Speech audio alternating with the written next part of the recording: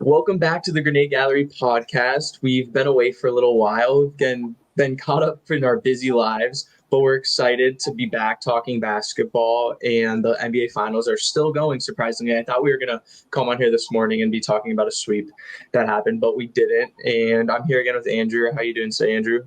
Good. How are you, Emmett? I am tired. Fair. And I'm almost ready for the basketball season to be done. I'm not gonna lie. It's been a long season. I'm almost there. I've kind of checked out a little bit. As much as but the finals did peak in viewership since like 2019, I think was like the highest watch percentage it's had since then. So that's good for basketball. It's good for basketball, and it's weird because like it's kind of a blowout series. Yeah. So it's like people are watching, I don't know, bad basketball, I guess. Yeah, right. Have you been tuned in very closely? Not really. I've been like checking box scores and stuff, but like after the Wolves got knocked out, I went full Lynx mode. So go Lynx. Also, I mean, like the sweep or almost sweep, the 5 or 6 games that's going to end it kind of just makes it less exciting. I wanted a good series as much as like I'm all for pettiness, and I was like hating on the Mavs so much. I was so happy they were down 3-0, but I did still want like a good series. I wanted like a good series, and I honestly thought it would be. Like I thought Brown and Tatum, Kyrie and Doncic, but I mean it just kind of goes back to like you can't just have 2 stars. Like the Dallas role players, it's been tough. Like it's just been. I think we both agreed on it. I think we both thought that Boston was going to win. So many people, and I think I take Twitter with too much weight these days. Like I really but anyone who genuinely sat down and watched both teams play and then came to the conclusion that the Mavericks were going to win, I just don't see how they could come to that. Like Boston was the best team all year, like by a wide margin. Like we're talking like 3rd best net rating, offensive net rating in NBA history. Good. And then all of a sudden we get to the finals, and obviously there's like some recency bias, like they just killed the Wolves, and then everyone's just picking the Mavs, and from my perspective, it just seemed super silly, and maybe like they were just a prisoner of the moment. I think there was some prisoner of the moment. I think also like it was just the more fun pick to take the Mavs. Because like the Boston just rolled through the playoffs, and there's kind of that underlying narrative of they didn't play anyone at full strength or really play anyone good. And like, I don't know, they're kind of already getting that narrative for the Mavericks of like Luka isn't healthy, like Kleber isn't 100%. And it's like, yeah, but also they just kind of got stomped in a few of those games where it was just never close. Like the first and second one, it didn't even feel like it was a game. Like it was rough. And then they go to the 3rd game, and then they have that amazing comeback. What is it, like 20 to 5 run or something. And then Luka tries to take a charge in the most mind-puzzling charge attempt I've ever seen. Falls to the ground, looks to the sideline and goes, "You better effing challenge that." And then they challenge it, and they lose the challenge because that was I'm trying like not to talk about him like I think sometimes people struggle to talk about a player negatively without being like mean towards the player and like rude towards the player. But like that's like just such a low IQ play. Like that's one of the lowest IQ defensive plays I've ever seen. In like if we take situation, he has 5 fouls. There's 5 minutes left. They're down 3. Even if they let up the layup, they're down 5 with 5 minutes left. Like that's not unreachable. And he gets in the way. And then just the attitude he brings after the foul is just what bothers me the most. I think to me, it's so like Luka made his first conference finals when he was Edwards' age, right? And like they got knocked out. And then like Luka's making his first finals. He's 25. Like this is why players under 28 don't win championships very often. Like, or I should say players under 28 being the best player of the team don't win championships very often because they make these type of mistakes. Like 4 years from now, Luka's not trying to take that charge. Luka's probably not even in foul trouble. But like 25-year-old Luka made a boneheaded play, and then like again, he's 25. Like LeBron at 25 would have probably freaked out at. He's 38 and still stomping at the refs. Like, so I guess I look at it more of just it's a growing thing for Luka, and like he's probably going to be back to a championship at some point in the next 4 years. And for sure, I think he'll be there again.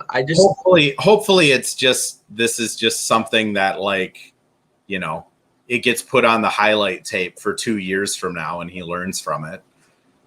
Yeah, I think I agree. And obviously he's so talented that like he'll be fine. But I think the thing that I've been bothered, clearly a lot of people, like, I don't know if you saw the Brian Windhorst clip from after the game, which everyone like loved.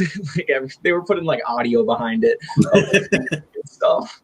But I just think like there's a point where it's like, yeah, you need to grow up as a player and like learn not to make dumb plays, but then it's also like an attitude switch that he needs to have, because like I think he just has a big ego, which I would too. Like if I was him, I would have the biggest ego ever. But when you're like, he gets the foul call, he goes to the bench like he's fouled out, and he's just laughing, like he's sitting there laughing, like I can't believe how ridiculous this is. He goes to the press conference after the game and he's like, I don't know if these are the exact words, but he was like, it's the finals, how do I have 6 fouls? It's like, you have 6 fouls because you fouled 6 times. Like, that's just silly. And then there's 2 points throughout the game where he shoots a 3 and then flops after and tries to get the foul call. Doesn't get either of them and just is so mad. And I think it's just like the simplest thing is just an attitude switch. And then no one's asking him to be an A defender. We're asking him to be a C- defender, and he's not. He's a traffic cone right now. And that hurts them. That actively hurts them on the court.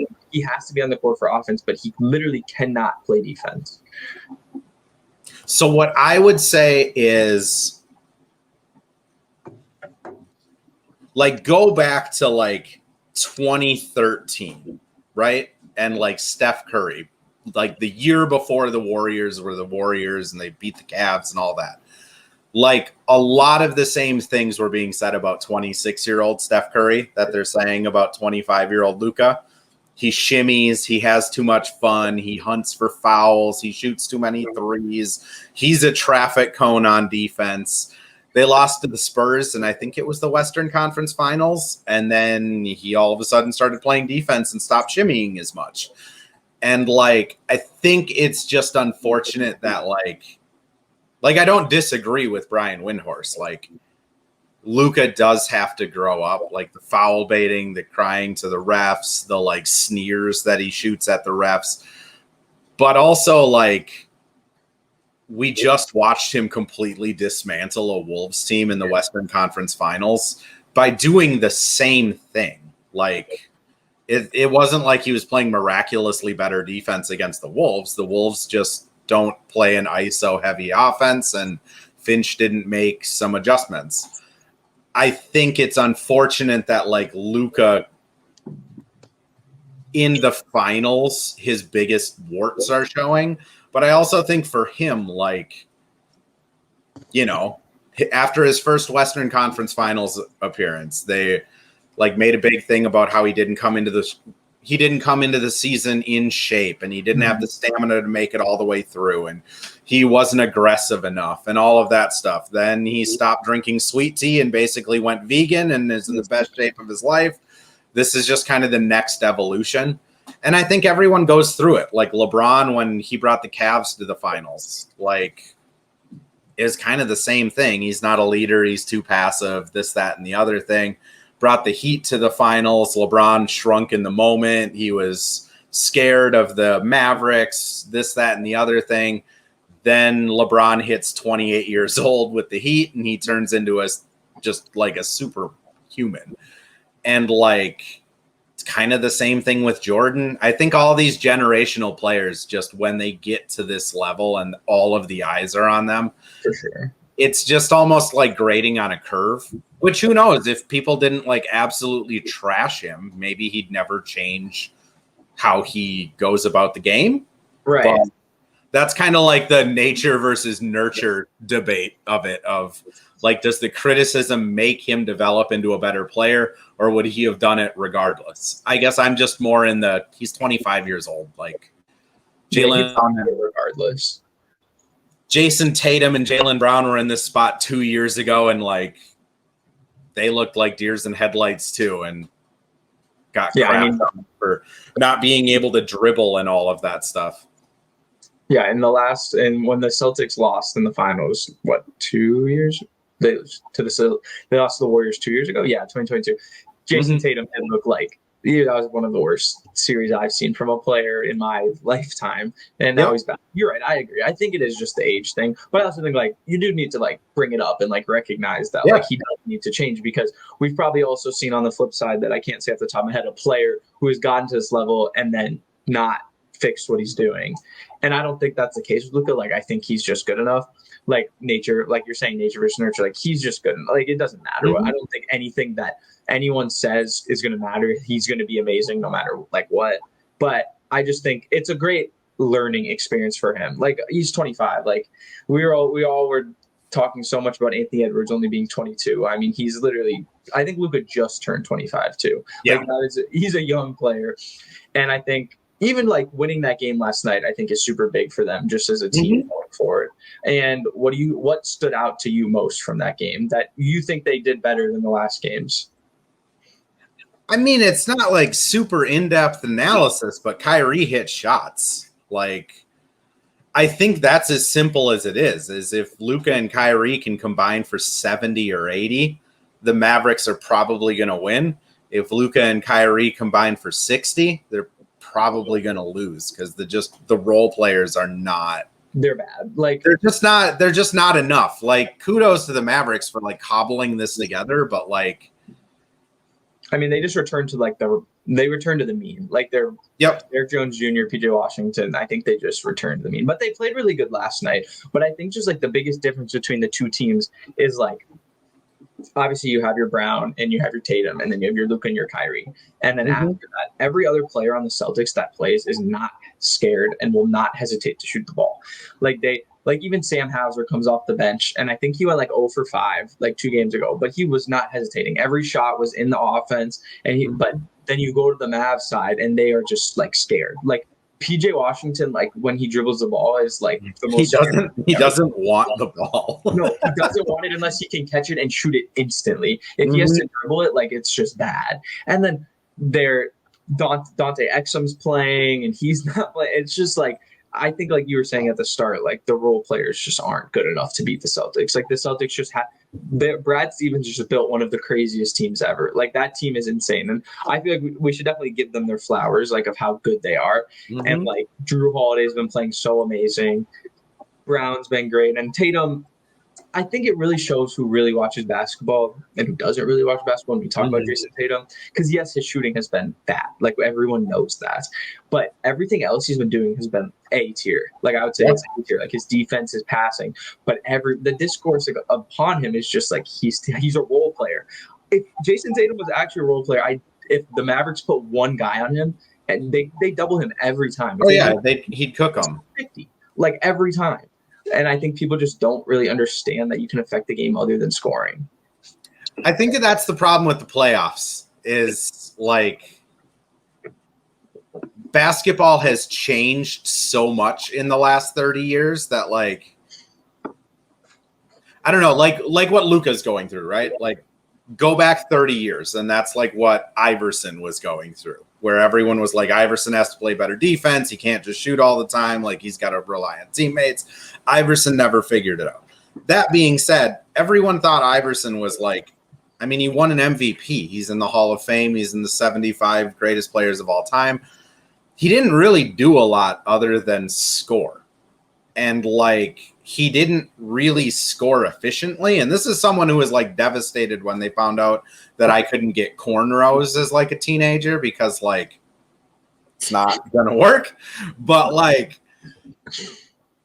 it's just different. Like the NBA nowadays, like Drew Holiday arguably is the best player on the Celtics. Like you could make that argument. The defense he's playing on Kyrie, the switching onto Luka, off-ball stuff. He sets up their offense. He does everything for them. He scores like 12 points a game. Like it's just, I think in this modern NBA where ball movement is at such a premium and there's so many good players that you can pick on matchups more, like there's going to be a lot of those narratives, even moving forward of like, because that's how the league is trending now with the new salary cap. Is teams are going to have 2 really good players and like 13 average to below average players, and like one of those really good players is probably going to get shut down every night. But Tatum is Ant's comp. Like if you're looking at like career arc, like I don't know, if 4 years from now Ant's Tatum, like that's cool. I'll take that every day. And I think like when they lost to the Warriors, I think he shot the ball. He scored. Everyone wanted him to score, and he scored. And now he's doing the other things that he wasn't doing before. Like he was not a good passer coming in. He was not doing these other things, and now he's doing those. And then, of course, just on the biggest stage, he isn't scoring, and that's just what people care about so much. But like you're saying, like Drew Holiday literally scores maybe 8 to 12 points a game. Yep. I would say he's probably their most impactful player because of everything else he does. Do you think? Can you name a better defensive backcourt than Drew Holiday and Derek White, like ever? I mean, Isaiah Thomas, Joe Dumars were pretty good. That's the first one that came to my head too.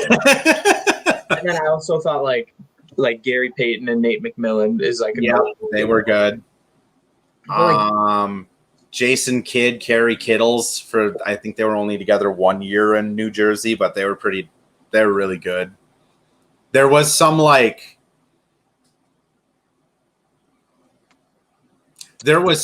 Kobe years where Derek Fisher was really good. That's true.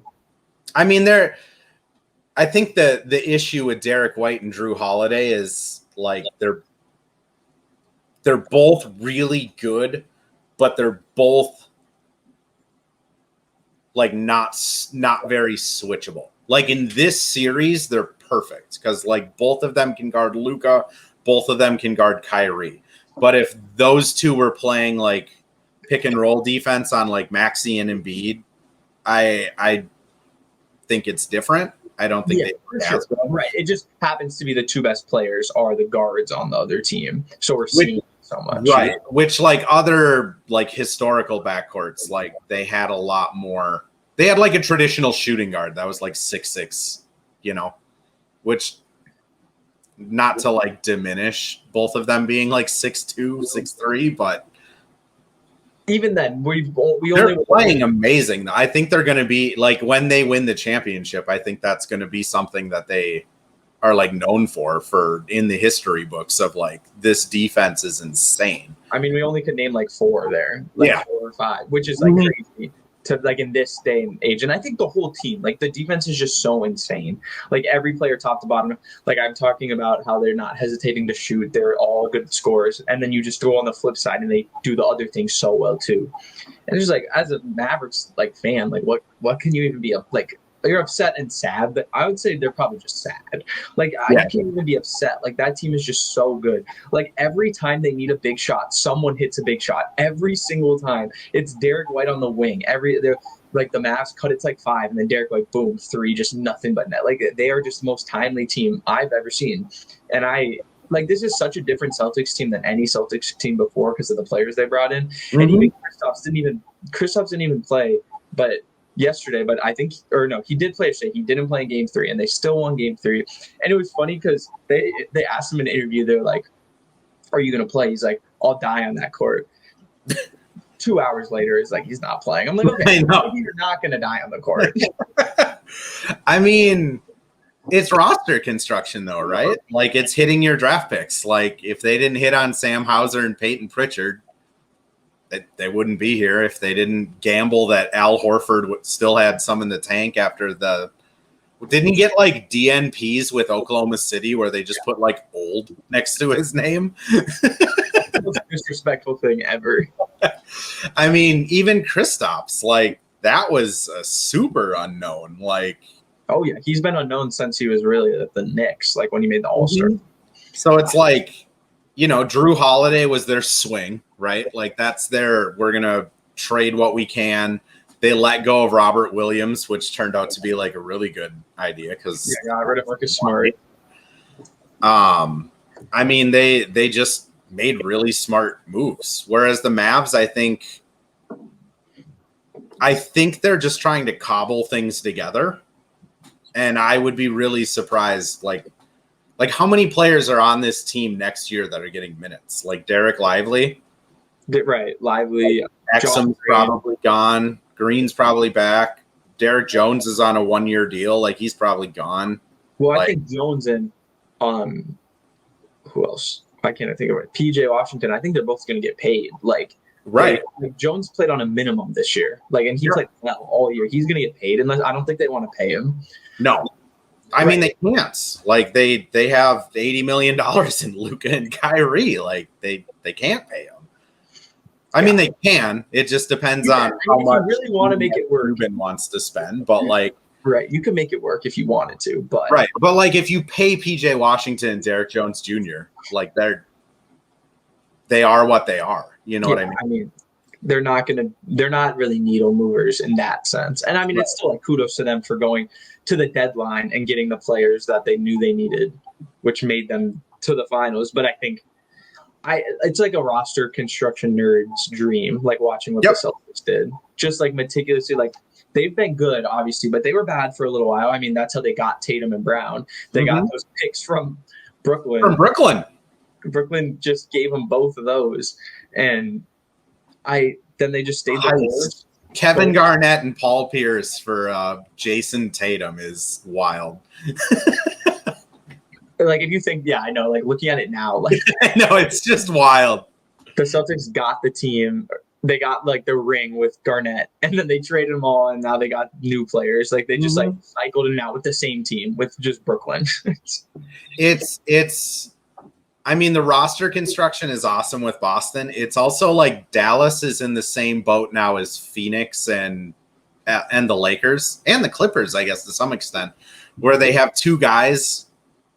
3 if you count Bradley Beal on the Suns, but like essentially 2 guys, and every year they're just going to be like putting in different mid-level minimum contract people they can pick up in a trade around those 2 guys, and like it's going to be really interesting to see if any of those teams can win doing that strategy, because like the Nuggets built it really organically. The Wolves built it really organically. Sacramento's doing it really organically. Memphis has done it really organically, where they're getting draft picks and signing smart free agents. Like, it's going to be really kind of a clash of the theories of like, do you want to have 2 guys that are making a ton of money, or do you want to like homegrown talent and re-sign your players and make like one big swing like the Wolves did with Gobert or Boston did with Drew? I think it's going to be interesting to see like what roster theory works better, though. I think also, just to wrap it up, like it's going to be interesting to see how they draft, because they're never going to have a lottery pick. Like, they're just not going to be in the lottery because they're going to make the playoffs. And like in a draft like this, like this is like, I don't think it's a weak draft class at all, but it's a hard draft class to gauge. So like if they can hit on players, then that's like, obviously you get those 4 years with a guy who's on a cheap contract. And it's almost like the QB thing in the NFL. Like, you have a rookie quarterback on a rookie contract, and that's how you do it. But if they can't draft well and you just keep cycling it, because that's the type of team you want. Like, I think the Mavs are obviously in a better spot than the Suns. Like, the Suns are the Suns are, it's not good. They're mid-level. They're like the mid-level and then like a bunch of minimum contracts. Yeah, they can't even sign like the 10 million, 8 million. They are. It'll be like 5 million and then a bunch of Josh $987,000 contracts. Yep. But I think, just to like wrap up this finals, obviously the Celtics are going to win. It's not going to happen. Like, I would, if we wanted to put like a percentage on it, it's like 1%. Like, yeah. I mean, we talked about it with the Wolves when they were down 3-0. Like, if it's never happened in history, it's probably not going to happen this year. I would put money on the fact that it's not going to happen. Right. It sucks that it wasn't a good finals, but I guess I just kudos to the Celtics for just the whole year killing everyone. And I mean, you can make the argument that they didn't play good teams, but I mean, they had a really good record against the West. They played really well against the West, and they did their job. And that ring, it doesn't matter. Like, no, 5 years from now, no one's going to care about it. Everyone is so obsessed with putting asterisks on things. Like, we're going to put this like they won. That's something we talked about last time. Like, some of my favorite players will never win a ring in their whole career. Like, it does not matter how you got there. And just congrats to them for being able to just continually be amazing. And no one remembers that stuff either. Like, the Suns injured the Spurs injured Steve Nash on one of their championship runs. And in the Western Conference Finals, they got to play the last 2 games with no Steve Nash on the other side. No one except for bitter Steve Nash fans remember. Right. Like, only everyone just remembers, like, man, that was Duncan's 3rd ring, I think. Like, it's going to be the same thing this year. No one's going to remember Luka was hobbled. It's just going to be like the Celtics now have more than the Lakers again. Because, like, a lot of times, even players say it, like, on podcasts or on, like, you got to get lucky. It's a lot about luck, and you just get lucky. You get the right matchups, and you get the right injuries, or you don't have injuries on your team, and you win. And then you get a championship, which is something that only one team gets a year. Yep. And I think that it's just, like, as simple as that, really. I mean, it really is. Like, I would take it personally as a fan who hasn't watched a major sports team in their city win in a very long time, one of the 4 major sports. I'll take a championship if every player on the other team is hurt. I don't care. I mean, literally. Like, just give us anything. The only one that I think gets an asterisk is the bubble, though, because that was weird. That's just weird. You're right. I think they should put, like, they don't have to, like, give it back, but they should put, like, a little asterisk and then just bubble next to that Lakers. Right.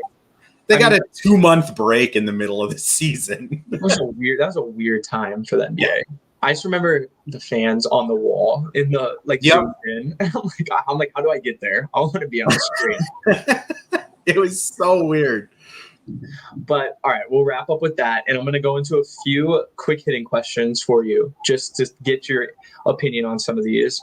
Okay. So, Dan Hurley was obviously rumored to the Lakers for a long time, and then he went back to UConn. He said that. Now it was reported that the Lakers are pursuing Redick. Do you like that hire if they hire JJ?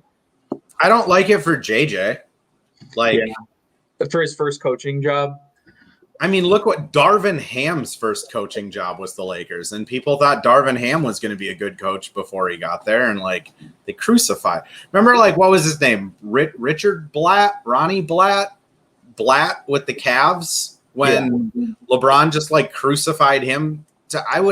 First job, you can't go to the Lakers, which like makes me really sad because I feel like Micah Nori is linked to that a lot, and it's like, man, I don't like. If you're an assistant coach, right? Like Micah Nori, probably making like $600,000 a year or something, and you're getting like a Lakers job, like that's got to be really hard for JJ. Like he's made money. Like wait until like the Orlando job opens up or something. Yeah, right. Just I think. I saw so many reports that were like LeBron has no say in this. LeBron didn't tell the Lakers to go after JJ Redick. Bullshit. Yeah, no. There's a podcast with him. You're telling me he said nothing? LeBron has said nothing to JJ Redick about the job? Okay. That's just so dumb. LeBron's been running the teams he's been on since he was like 2010? 20. Yeah. Like, that's just bananas.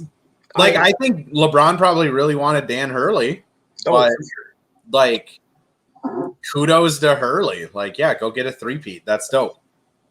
Yeah, I think Redick will be a coach. We'll see. I mean, it said they want him as the coach, so I don't know if he can really like say no. Like, that's the thing. Like, I'm saying this as a dude that's like, casually writing for the Lynx and the Wolves. Like, JJ, if they offer him like a boatload of money and like a guaranteed contract, what's the harm, I guess? But LeBron just goes through coaches. Like that's the one thing with him in his whole career is they never really they always blame the coach first. Oh, yeah. The only coach I can think of that is like that LeBron still talks about in a good light and like is Ty Lue. Oh yeah, Ty Lue too. He even tried to get Spo Spo fired his first year, yeah. And so Pat funny. Riley was like, no. The only coach that I can think that he hasn't done that, and until this day, like he still is like, that's a good coach, just Tyronn Lue. But otherwise, he just run. What if the Lakers had 4 coaches? Yeah. Walton at the start. The guy that's just got fired from Phoenix that I can't think of his name. Frank Vogel. Darvin Ham. And then there's. I think this will be his 4th. Yeah, which is just nuts. In 5 years. Like I don't understand like what happened to the Lakers after they won the championship in the bubble. Like, I don't get how they just nothing. They went from like that team was so good. Like, yes, they won in the bubble. It was weird, but they were really good. That team was freaking good. And then they lost a couple players, and well, that's what it was. They didn't think Caruso was as important, and like turns out he's really good. They traded KCP and turned out he was really good. Yeah, right. Kyle Kuzma isn't perfect, but he's pretty good. Yeah, he's pretty. Even like Talen Horton-Tucker, like they just kind of make really poor decisions a lot. Yeah, they just how I would. At this point, I wouldn't even say it's unlucky. Like, because some of them, you trade a player and then all of a sudden he's amazing. And it's like that's kind of unlucky. But at this point, it's just like, yeah, it's just a lot of bad decisions. Like that's a bad. Like KCP and Kyle Kuzma for Russell Westbrook, like at the time was a bad decision. Then it got worse. No hindsight, it was still a bad decision. Talen Horton-Tucker like got traded for like Vando, who I like, and like Pat Bev, who I like, but I'd rather have Talen Horton-Tucker. Like he can at least score. Yeah, right. And he's young. Right. It's just I don't know. Saying the Lakers are like a bad organization. Like they kind of are though. It's crazy to say. Like for an organization that's had Kobe, Shaq, now they have LeBron. Like imagine going from like a team. Like you could even go all the way back to like the start of the NBA. They've always had like one of the players. Yep. They had like Jerry West. They had Elgin Baylor. Wilt Chamberlain. Then it went to Magic, Kareem. And they go to Kobe, Shaq, and then it's just Kobe, and then it's LeBron, and it's like they've just always had it. Paul Gasol, some flowers. He was fine. You're right. Kobe and Powell, and it's just like as a Lakers fan, like you are so like blessed, and then but you still are like so frustrated with your team. Like that's just got to be a weird feeling.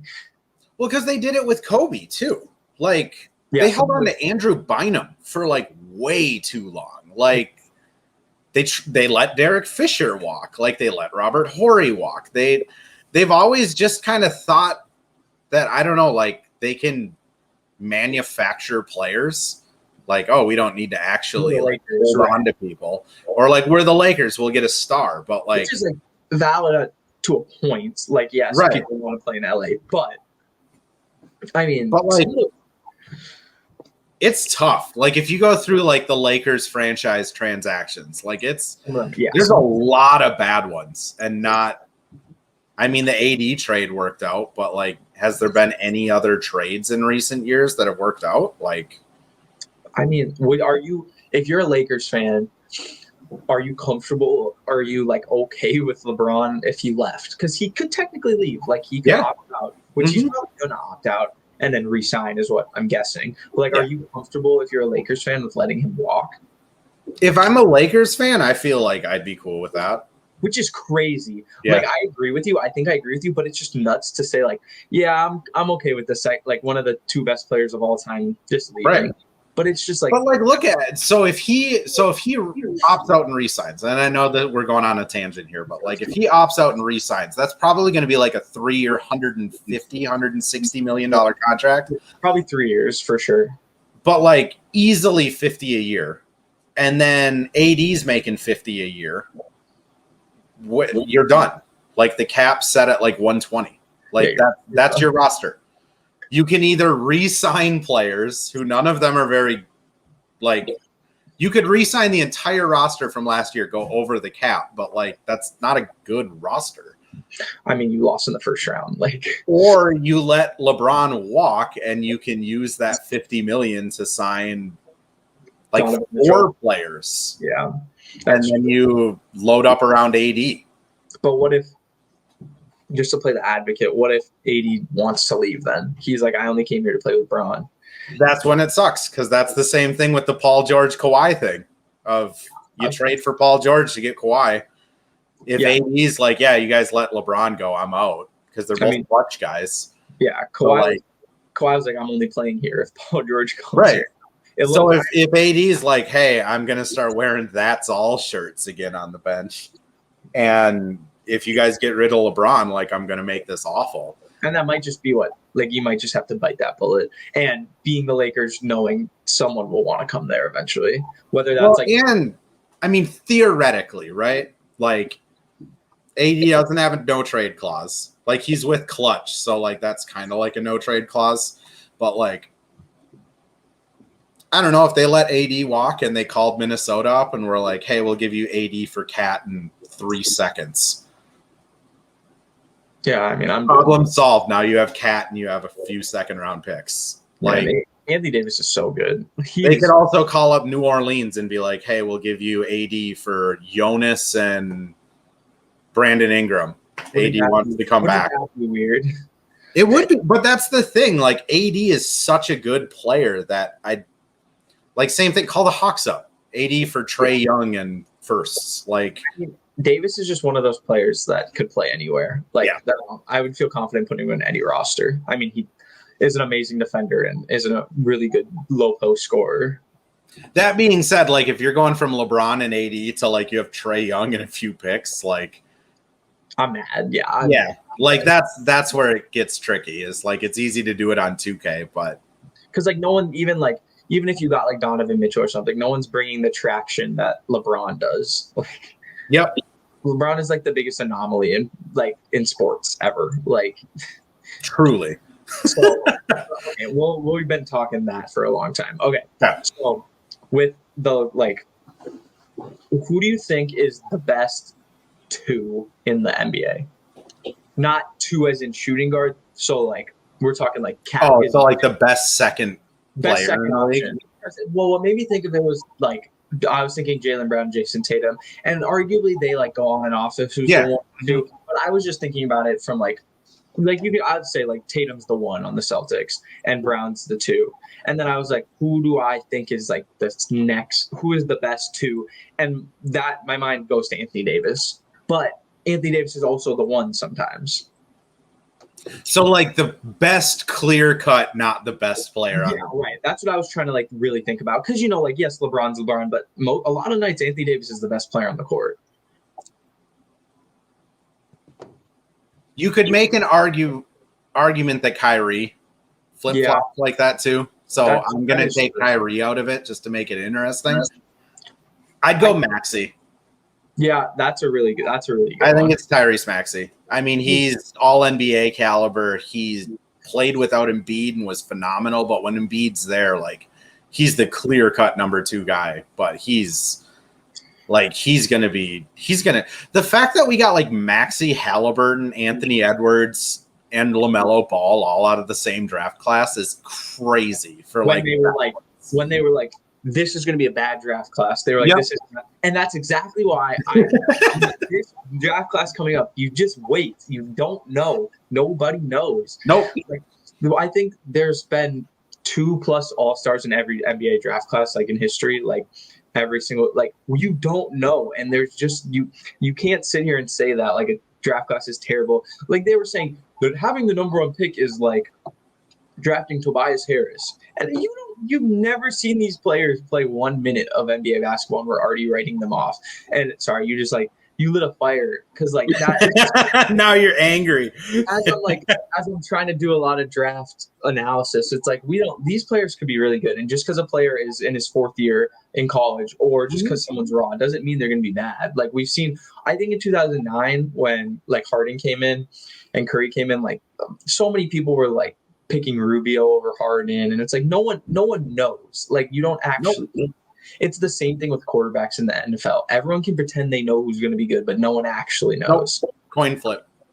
I mean, look. So, like the worst draft that I just brought it up, 2013, the Anthony Bennett draft. I mean, that draft sucked. Like Anthony Bennett out of the league. Victor Oladipo, I think he made 1 All-Star out of the league. Otto Porter Jr., fine. Cody Zeller still hanging on. Alex Len out of the league. Nerlens Noel out of the league. Macklemore out of the league. But then you have like Kentavious Caldwell-Pope, Giannis, Dennis Schroeder, Tim Hardaway Jr., Reggie Bullock Jr., Rudy Gobert. Like every draft is that way. I think it sucks because like this is going to be a draft like that one where like the first overall pick has the potential to be terrible. Right. And like the first 5 picks have the potential to be terrible. I agree with you though. Like someone's going to bust. I mean, Jaime Jaquez for the Heat is like really good. There's going to be a Jaime Jaquez in this draft. Like there always is. I'll give you 2 names that I think everyone needs to look out for. Judah Mintz and Tristan Da Silva. These are 2 guys I'm very confident in. And I just like I want people to just like that. I mean, I don't know who's listening this far in, but to just really look at you have to at some point you have to separate the player from the draft class and the fit of a player. Like you have to like if a team can draft someone who fits really well, like they could be really good. And maybe that's the case. Maybe the first pick, they don't fit in the team and then they're really bad. But if they went to a different team, they might be better. And I think it's just going to be a testament of who has the best scouts, like who can really find the best player for their team, which is fun. Like for someone who like is really nerdy into sports, like that's really fun. There's also just like you said earlier, the quarterback side of it. Like no one really knows. Like the Warriors have some of the best scouts in the world, and they still pick James Wiseman. Like the Timberwolves offered them the first pick. Yeah, and they declined it. They chose James Wiseman. Like, I mean, there is just a lot of luck involved with it. And then, I mean, I agree though. There's going to be a couple of all-stars. There's probably going to be one guy that's like making all NBA teams. Yeah.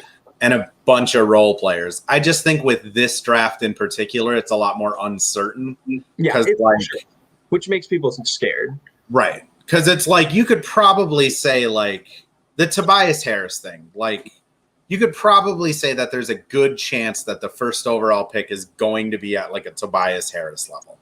But also that's like every first overall pick. Like for every Anthony Edwards, there's an Anthony Bennett. Yeah, unless you're generational, like right. Unless you're like Wemby, like you could always do that. So I don't know. I think we'll see at the draft. If like the first 5 teams trade all of their players, then like, okay, this probably really does suck. But like if people are taking picks, I think it's just a media thing. Well, I'm excited for the draft. Mm-hmm. It's going to be fun. But all right, to wrap up, we're going to just do like maybe 1 or 2 of these games just to get out of here with some fun stuff. So okay, we'll see if I can successfully share my screen. Can you see? Yes. Okay. Okay. Have you played this before? No. Okay. Have you played Connections before? Have I played what? Connections, like the New York Times game. Yeah.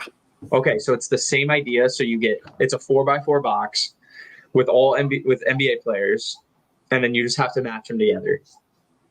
Okay. Let's give it a whirl. All right. So here we go. You can also check names, but I'm gonna try not to do that because it's kind of like cheating. But I don't know who this. Can you see my cursor?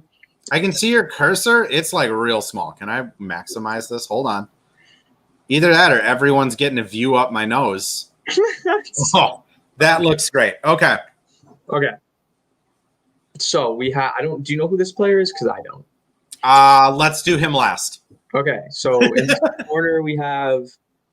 Why did he put? Okay, this is Kareem. That is Kareem, correct. So we just have to try to find something that we think they all go together. So is it like played together or is it like it could be anything. Like literally it could be like all first overall picks, all in the same draft class, most technical. Oh, so we have to so we don't know what the connection is. No, we have to make the connection. We have to figure out the connection. And then there's and they go tier wise. So there's like an easy one, a medium, a hard, and then like a very hard. Okay. So, okay, we have, oh gosh, we're going to get exposed for not knowing basketball. I'm like. This is Elgin Baylor. That's Elgin Baylor. That's Rudy Gobert. That's Okay. Brooke Lopez on the other side of Okay. generic white man. AD, CP, Steph. Who is this? I have no idea. Let's put the names on. Let's get names. Okay, that's Mutombo. Dikembe Mutombo. End of the career, Dikembe Mutombo on the Hawks. Does it matter like what picture they're in? Oh, it's Rick Barry and Mark Eaton. I don't think it matters what picture they're in. Okay. It's just anything they've done. Okay, so like, okay, he's a DPOY. No, that's not it. Usually they go better than this. Well, the Michael Jordan's messing me up because I'm thinking like whatever division the Lakers, Suns, Warriors are in Utah. Because I think they all played in that division except for Michael Jordan. Right. Do you know what pick was Anthony Davis the second pick? He was the first. Yeah. Also, DeAndre Jordan wasn't the first. This is embarrassing. Do you think maybe all the old players go together? Okay, did Mutombo win a DPOY? Yeah. Yep, Mutombo did. Rudy won. Elijah won. Kareem won. And then Michael Jordan won. Kareem. Maybe it's Mr. Kareem. Abdul-Jabbar. It's only 4, so it's only 4. Should we just? This is really embarrassing. I'm gonna say no, because Jordan won a DVD. Oh God. Okay. Put Jordan in. Instead of who? Kareem.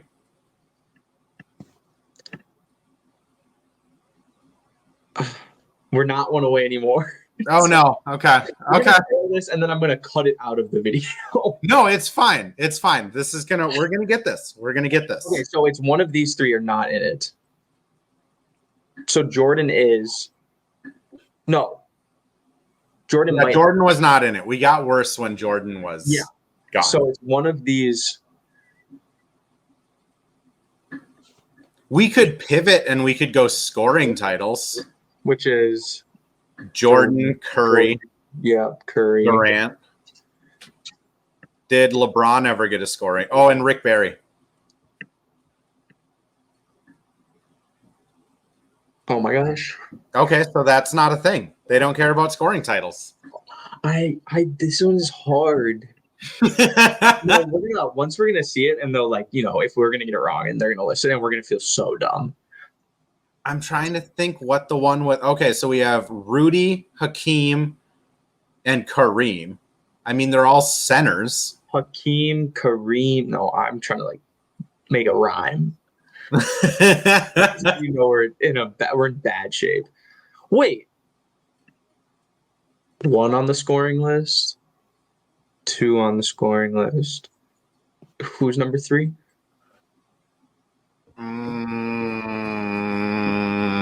I don't think any of them. No, we were only 1 away. We were only 1 away with the Kareem. It was this. We clicked this one, and it was 1 away. Right. So who's the odd man out? That's what we got to figure out here. So do we think it's DPOY, or is it a different category, you think? So if we're going, did Dikembe ever win a championship at the end of his career? I don't think so, no. Okay, so it's not championships.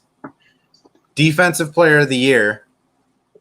We got rid of Kareem and it got worse. So Kareem, I know Elijah won it. I know Dikembe won it, and I know Rudy won it. So that's not it. So what else do 3 out of those 4 people have in common?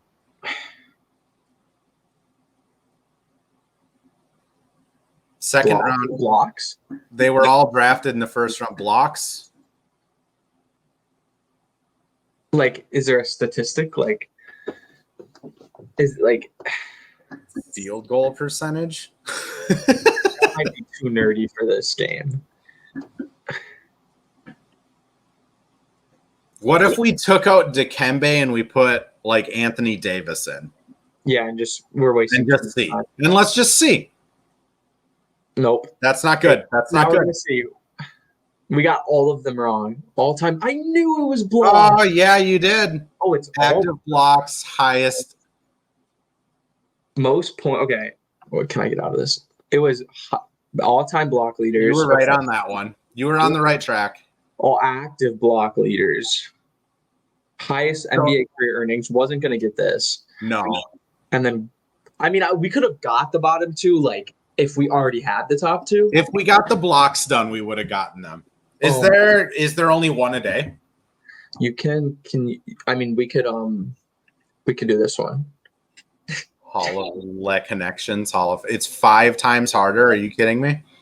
We're not getting this. We already lost. Wait, all boards? No, I don't want Hoff. How do I go back? Is there can I look at the all boards for the normal one? Maybe. Let's just click a random one. There you go. No, you can't. Play yesterday's. There we go. That's perfect. We're getting redemption. Unless you played this yesterday, then it's not perfect. There's a lot of Celtics players. There's a lot of Celtics. Okay. Throw the names on because I'm not going to know half of these. Okay, we have Lonzo Ball. That's JD Davison. Yeah, of course. For sure. I have no clue who that person is. Kristaps, Fultz, Drew Holiday, Brandon Ingram, PJ. Okay, all of these players besides 2 of them are in the NBA Finals. 3 of them. Brandon Ingram, Ben Simmons, and Markelle Fultz are not in the finals right now. Okay. We can do this. They're all active. We can do it. Okay. Lonzo Ball's on the Lakers at one point. Brandon Ingram was on the Lakers at one point. Yeah. I don't think anyone else was on the Lakers at one point. Nope. Okay. What pick was Lonzo? 2. Weren't they in the same? No, they weren't in the same draft class. Well, I was going, what pick was Ben Simmons? 3? Or was he 1? He might have been. No, he wasn't 1. It could be. Were they in the same draft class? That's. Or my NBA knowledge is getting exposed right now. No, it's okay because I'm an old man and forgetful. And I'm a young man. I'm forgetful. Okay. What on earth could Xavier Tillman have in common with any of these humans? Besides that, he plays on the Celtics, but there's 19 Celtics? Yeah, half the board is Celtics players. Let's do Lonzo, Fultz, yep, Ben Simmons, yep, and Brandon Ingram, and just see what it says. Bang! Wow, we got the bang! What the heck? I didn't want to say anything because I was like, I think I'm right, but if I'm wrong, then I could just pretend I was guessing. Players drafted before Browning. I think it's 1, 2, 3, and 7, or 1, 2, 3, and 4. When did BI go? He went 2. I think they're both the 1 and 2s. I think it was. So both years combined. Yeah, because I think I got it right with wrong knowledge. Because Tatum and Brown were both the 3rd pick. Okay. This is easier now. This is better. We got the hardest one out of the way. I see 4 Mavericks players. I mean, that works for me. That is such a cheap way to do it. Now, I see it acquired by the Celtics. Look, 4 Celtics starters. Or do you think? I mean, dude, Drew, Xavier, Porzingis. And then who else was acquired by the Celtics this year? Well, neither of these goofy-looking dudes. This guy does not look like an NBA player. I'm sorry. No, I know. That's why I was like, I have no clue who that man is. Okay, we have 4 guesses, so let's do this first. Okay, these are the starters. Okay, that's not right. Okay. So then it's probably acquired. So then do Tillman, Xavier, Porzingis, Drew, and pick one of those. We know these three were on the Celtics before. Yeah. So which one, top or bottom? You can pick. To bottom. I've never heard of him, so no offense to that guy. One away. Okay. Okay, so it has to be top then. Dang. Okay, this is working out way better. Okay, we're ending on that. Ending on the win. We're no more games. I don't want to expose ourselves anymore. Oh my gosh, I can't. Unless, okay, wait, I'm interested. Hold on. Just closes out of the window completely. Okay, can you? We're getting this. This is it. We're getting this, and then we're done. Marcus Smart and Paul Millsap. Okay. We have to connect them through a mutual, and there is one. There is one. So we got to get the one. There's a guy. It's Al Horford. When did Al Horford play with Paul Millsap? In Utah. Are you sure? I'm pretty sure. Or either in Utah or with the Hawks. One of those two. You're welcome. Okay, we're on a roll. We're going to keep going. I feel like you're a little shocked. You were just like, that was supposed to be harder. I thought it was going to take like maybe 5 minutes. No, okay. it took a guess. Okay, let's start with give me a random player. Any random player? Literally any. That's playing, I think. Okay. Are they normally like bench players or like starters? It's so random. Okay. I mean, just do Jason Tatum. That's not how you spell Jason. Jeez. Okay. Where did it go? Hello. Okay, Steiner. Okay, we know. So he's in the East. Okay. He's 6'7", 4'6", and he's younger than 26, like by a good amount of. So he's young. So he's younger than. So the yellow means it's closer, right? It's within 2. Okay. So he's either 6'6" or 6'7", and then his jersey number isn't close to 0, or his age probably isn't close to 26. But he's in the East, and he's not a forward, so he's either a center or a guard. Okay. And you guys, your turn.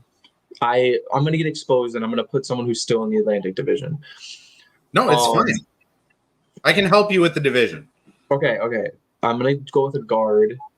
Think like Milwaukee, Chicago, Charlotte. Okay, Charlotte. No. Wait, they're in the Atlantic?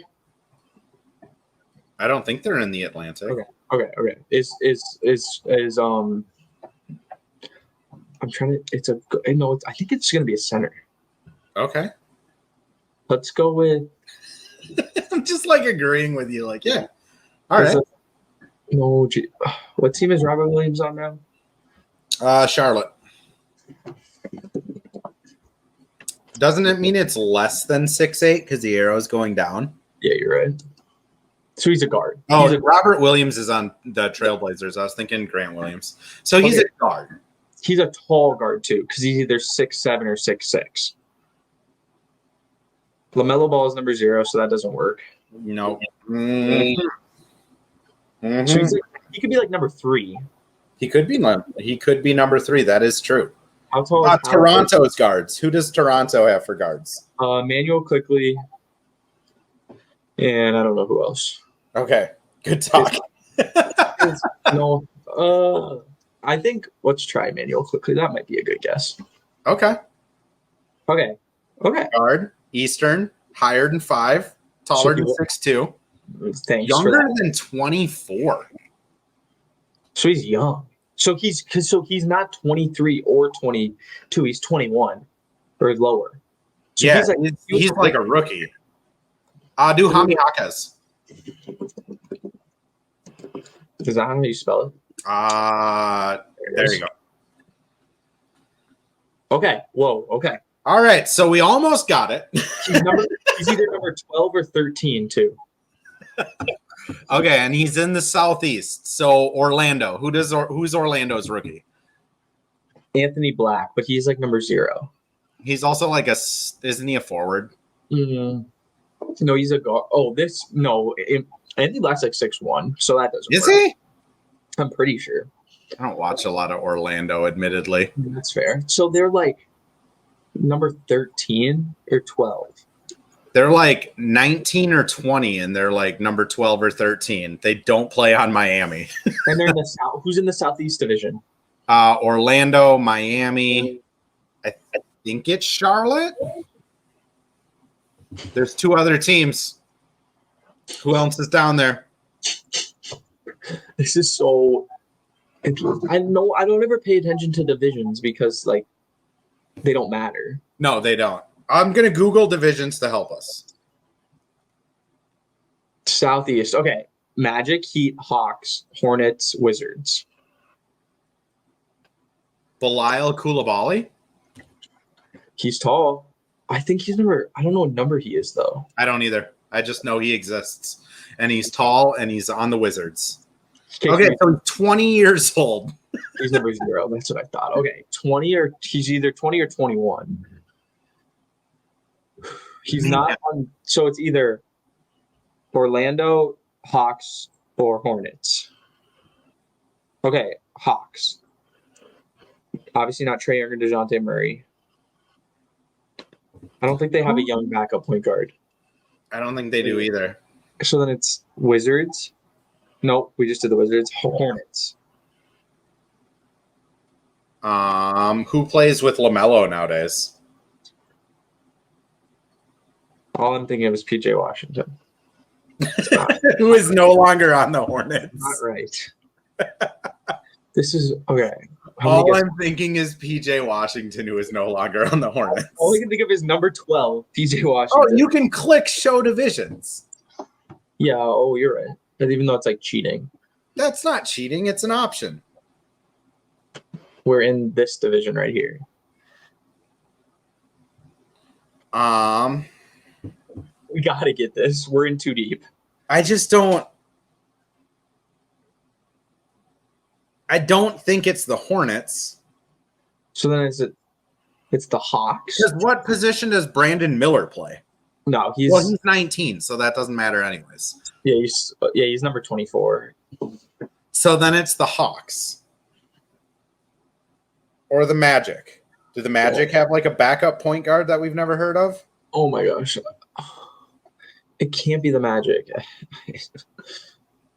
No. Okay. No, okay, we're gonna do this. Number 12 on the Hawks is DeAndre Hunter, so it can't be him. And then number 13 is Bogdanovich. So it's the Hornets. It has to be it has to be the Hornets. What about the Magic? We're just dismissing the Magic here. I keep forgetting about the Magic. Oh my gosh, I think I know who it is. Okay, so who's number 12 on the Magic? I don't know. I know who number 12 is on the Hornets, though, I think.